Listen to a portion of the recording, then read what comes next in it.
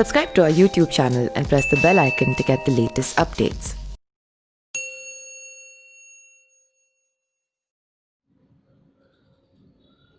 दोस्तों, आप सभी महाभारत के बारे में बखूबी जानते होंगे और महाभारत में कौन कौन से पात्र थे उसके बारे में बखूबी आप जानते होंगे। लेकिन आज मैं आपको एक ऐसी जानकारी देने वाला हूं कि जो भी महाभारत के पात्र थे उसमें कुछ पात्र ऐसे भी हैं जो पूर्व में देवी देवता रह चुके हैं, तो उसी के बारे में आज हम चर्चा करने वाले हैं। महाभारत की कहानियों से आज हम बहुत कुछ सीख सकते हैं। न्याय और अन्याय के युद्ध में कई पात्र ऐसे थे जिन्हें आज भी याद किया जाता है।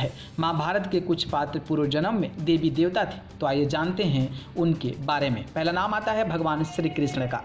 श्री कृष्ण को 64 कलाओं और अष्ट सिद्धियों से परिपूर्ण माना जाता है। ऐसा माना गया है कि वे स्वयं भगवान विष्णु के अवतार थे। श्री कृष्ण के इस अवतार के बाद ही कलयुग का आगमन हुआ था।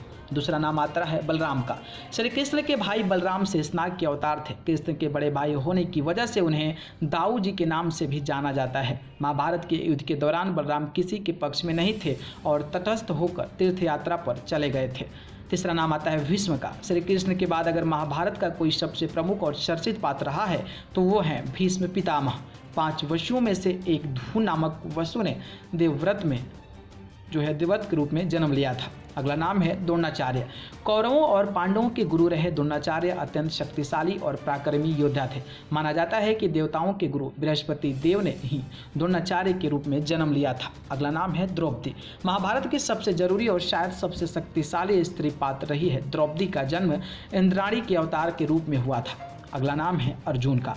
अर्जुन को पांडु पुत्र माना जाता है, लेकिन असल में वे इंद्र और कुंती के पुत्र थे। दानवीर कर्ण को इंद्र का अंश ही माना जाता था। तो दोस्तों, ये कुछ नाम थे जो कि पूर्व जन्म में कहीं ना कहीं देवी देवता रह चुके हैं। न्यूज़ रूम से न्यूज़ लाइव करें।